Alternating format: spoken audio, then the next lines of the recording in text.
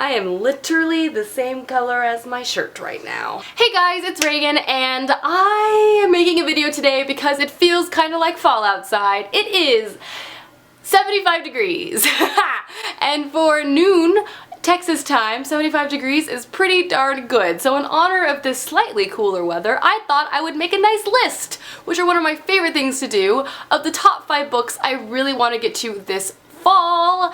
And yay, fall is coming. I can wear pants soon.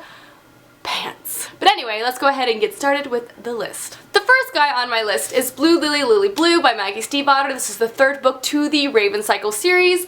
I really have been enjoying this series. I recently read the 2nd one back in August, and it is so atmospheric and lovely and fantasy filled that I feel like this will not only be a great book because it's a great book, but it'll be a wonderful thing to read during like the slowly colder months of fall with like the changing leaves and the changing weather. I just think it'll be a great pick.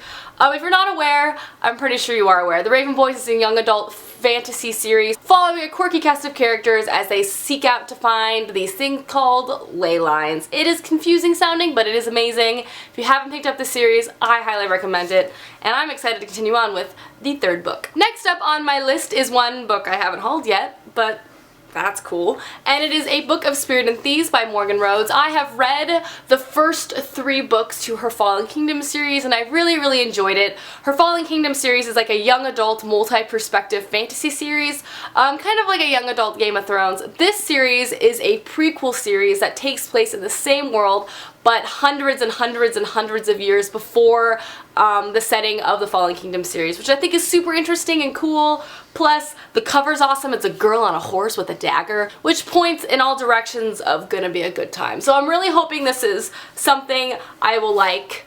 I am excited. I love fantasy. I do. I really do. Next on my list is a book that's been a long time coming, and that is Shadow of the Wind by Carlos Ruiz Zafón. This was a gift to me from my friend Jenny, now going on 2 years ago, and I haven't read it. And it's horrible of me that I haven't read it. I keep telling her I'm gonna read it and I keep not reading it, and I don't know if I've just turned it into a sport of how long can I not read this book, but I'm gonna end it hopefully as soon as possible because I need to read this. Not to mention this is such a highly loved book. So yeah, so basically this is set in Barcelona and a young boy is taken by his father to this bookstore, this library called the Forgotten Library, where there's like books that have just kind of been forgotten in time, and there's only these particular copies left. And there he picks the book The Shadow of the Wind, and it becomes like a really big part of his life. But then he realizes as he gets older there's people who are really interested in his find, and so it's kind of like an adventure story centered around books and history. It sounds like something I'd really enjoy, hence why I should have already read it.